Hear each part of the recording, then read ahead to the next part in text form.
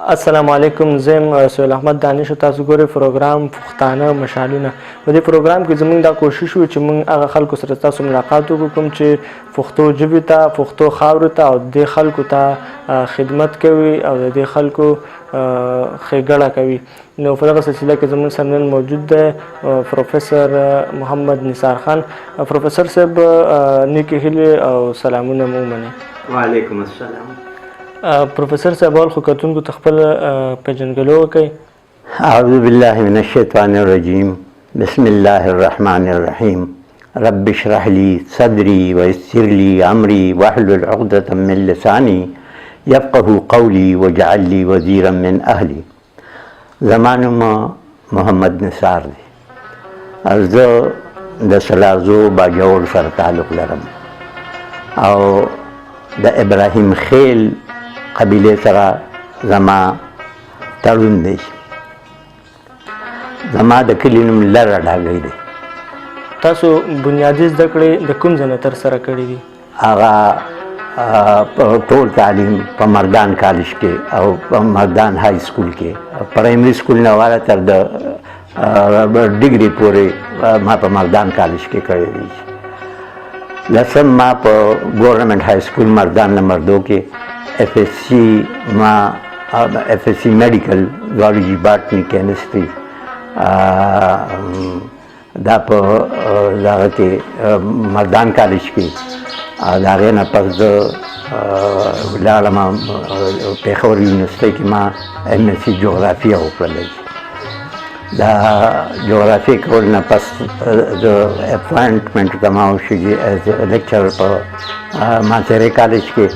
د هغې نه پس زه رالم مردان کالج ته او مردان کالج کې تقریبا 24 سال ما چې کوم دی نو هغه ته سروس وکړي.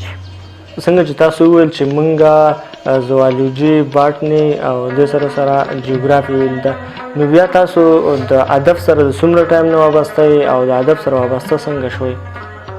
زما د خپلې ژبې پښتو سره چې کوم دی نو پیدایشي چې کوم دی دغه مینه محبت وي او دا مې ارمان و چې یاره څه مې ولیکلی که یو سنټنس وی خو چې ښه سنټنس مې ولیکلی وي په دغه کې په پښتو کې. زما خوشقسمتي وه چې په مردان کالج کې ما ته ډېر ښه ماحول چې کوم دی نو هغه د ادیبانو او د شاعرانو میلاو شو چې په هغه کې د دې خیبر پښتونخوا چې کوم دی ډېر لایق او ډېر عالمان او فاضلان او بزرګان خلک چې کوم دی نو هغه ځینې مې استادانو او د ځینو زما ملګري دي. په دې کې چې کوم دی نو که نومونه زه واخلم نو همایون هما صاحب جي، د اقبال نعیم رحماني، دا ډېر ادبي خلک شاعران او دغه وي. مولانا محمد ادریس صاحب چې کوم دی نو هغه حافظ قرآن و مفسر قرآن و.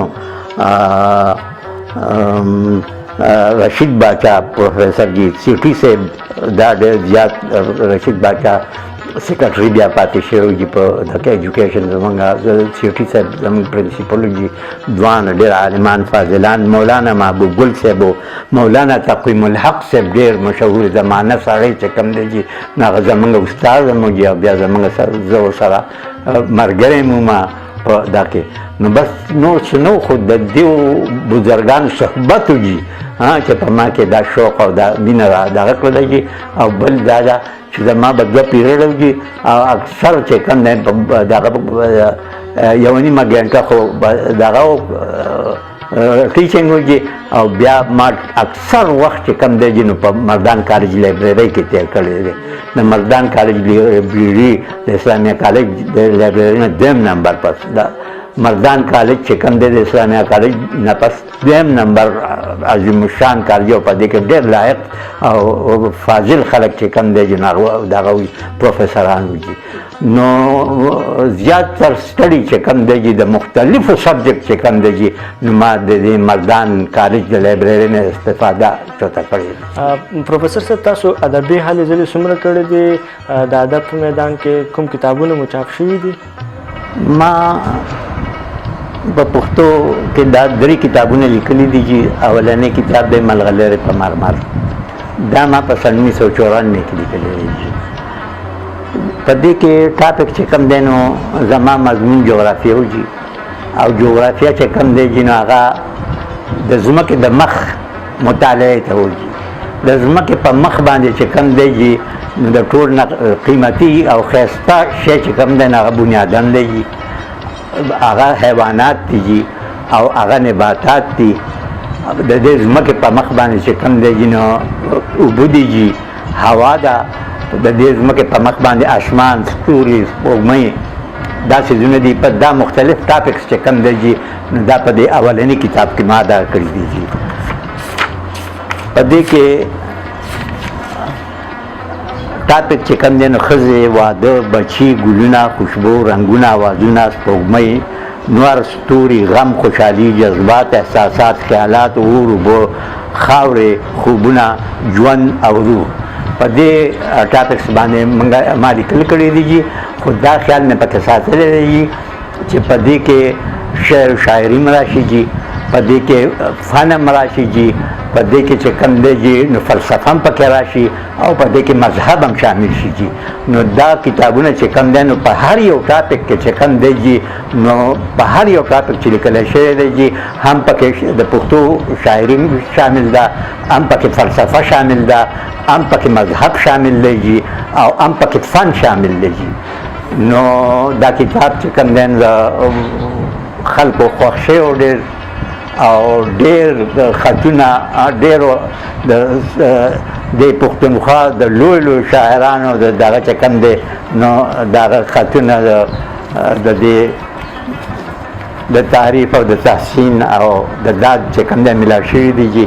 د دې کتاب ما دا ټول راټول کړي دي خطونه جي، مختلف خطونه دي جي او د دې زه ډېر زیات شکرګزار یم جي چې دغه کتاب له دې خوښ شوی دی.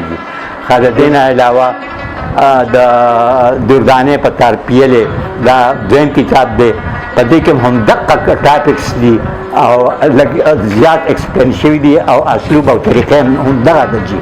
په دې کې ما وخت، ځمکه، انسان، دولت، جواهرات، ډول سنگار، پرواز، شپه او ورځ، کره آبی، کره هوایی، کره هجری، پیدایش، مرګ، رڼا او الله اکبر اخرنی ټاپک دی چې په دې کې زما د بچو او زمونږ د کتونکو د دې کتاب کتونکو د خدای پاک سره تعارف وشي.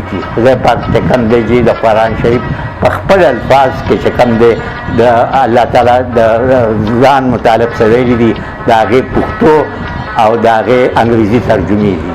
د ادب سره سره تاسو په مختلف موضوعاتو باندې لیکل هم کړي دي، د هغې مطالعه هم کړې ده، د قرآن مجید ترجمه تاسو هم کړې ده په 3 ژبو کې، پښتو، اردو او انګلیش. دا مو په څومره وخت کې کړې ده او د دې نه به زموږ نوي کل ته څومره استفاده وشي؟ دا د قرآن شریف باندې دا کتاب ما ترجمه کتاب کې کوم دی نو دا په یو خاص دغه باندې نوي طرز باندې مې لیکلی دی. په قرآن شریف په هره کیله کې تقریبا 8 ټکي دي. دغه شانتې په هر صفحه کې چې کوم دی نو 10 لکیریږي، نو 80 ټکي په قرآن شریف په یو صفحه کې راځي. په قرآن شریف په ټول والیوم کې تقریبا کم و بیش 1000 صفحې دي. نو دغه شان د ټولو قرآن شریف د لفظونو تعداد 80,000 جوړیږي. د دې 80,000 نه ما یو ټکی مفرد ټکی چې کوم دی نو هغه راغستی دی. اوس الرحمن او الله او الرحیم دا په سوونو ځله راغلي دي، خو ما یو ټکی راغستی دی. دغه شانتې دا مفرد ټکي چې کوم دی د قرآن شریف نه دا تقریبا 3000 جوړیږي. نو دا ما ارینج کړي دي لکه څنګه چې قرآن شریف د سر نه ورته د اخره پورې او د دې خو د قرآن شریف الفاظ دي مفرد الفاظ، بیا مې د هغې اردو ترجمه لیکلې ده، بیا مې د هغې د پښتو ترجمه لیکلې ده او بیا د هغې د انګریزي ترجمه مې لیکلې ده. نو دا مطلب دا دی چې دغه ټول ټکي چې کوم دی نو دا تقریبا 3000 ټکي راځي. حاجي دا ما د خپل ځان دپاره خواول چې په قرآن شریف چې په دریو ژبو کې سړی ووایي په عربۍ کې م ووایي په اردو کې م ووایي په پښتو کې م ووایي په انګریزي کې م ووایي نو هغه معنی چې کوم دی په هغو باندې ډېر ښه پوه شي. ستاسو په کتابونو باندې د ادیبانو څه غبرګون راغلی هغو ستاسو کتابونو په باره کې څه رایه لري؟ دغه کتابونو نه وروسته تاسو ته کوم ستاسو کتاب ایوارډ دپاره سلیکټ شوی دی منتخب شوی دی؟ دا دې کتاب باندې ډېرو خلکو چې کوم دی چې نو خطونه راغلي دي چې د پیرزونې دي او په دې باندې تبصرې هم شوي دي چې او تعریف هم که خلکو خوښ کړي دي چې او هغه د هغه ما ټول راجمع کړي دا ټول خطونه دي او د یو کتاب مې ته جوړ کړی دی. دا کتاب نوم دی پیرزونې یعنې لا د دهش. دا ټول په هغه کې چې کوم دی نو زه ډېر زیات مشکور یم. دغه شانتې په دغه کې په سوات کې منګوره کې دغه د چاچا کریم بخش ایوارډ زما د کتاب ته میلاو شوی دی او په دې کې د بلوچستان د لیکوالو کتابونه مو دي، د افغانستان د لیکوالو کتابونه مو، د پښتونخوا مو دي او زما د کتاب چې کوم دی په هغه کال باندې اولنی انعام چې کوم دی حاصل کړی دی. د نوي نسل لپاره تاسو ډېر سوچ کوئ او تاسو د هغې لپاره مختلف موضوعاتو باندې لیکل هم کړي دي.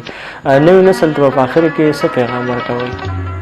بس په دوو ټکو کې به زه ووایم او زه ډېر سخت خفه یم چې زمونږ د پښتو دا ژبه چې کوم دی دا ختمیږي چې زمونږ بچي چې کوم دی نو انګریزي او اردو چې کوم دی نو هغه ښه وایي او هغه په پښتو کې چې کوم دی نو هغه ورله نه شمار ورځي او نه د پښتو اخبار یا رساله کتی شي چې هغه هم ټیک نه شي ویلی چې نو زما سوال دی د خپلو ادیبانو ته او شاعرانو ته او لیکوالو ته چې تاسو په پښتو کې لیکل شروع کړئ او زیات نه زیات چې کوم دی نو پښتو خو داسې ژبه ده چې دا خزانې په دې کې دغه دي د تشبیهاتو خزانې، د تمثیلاتو خزانې دي په دې کې چې کوم دی د الفاظو خزانې دي په دې کې چې کوم دی نو مختلف څیزونه چې کوم دی نو پکې د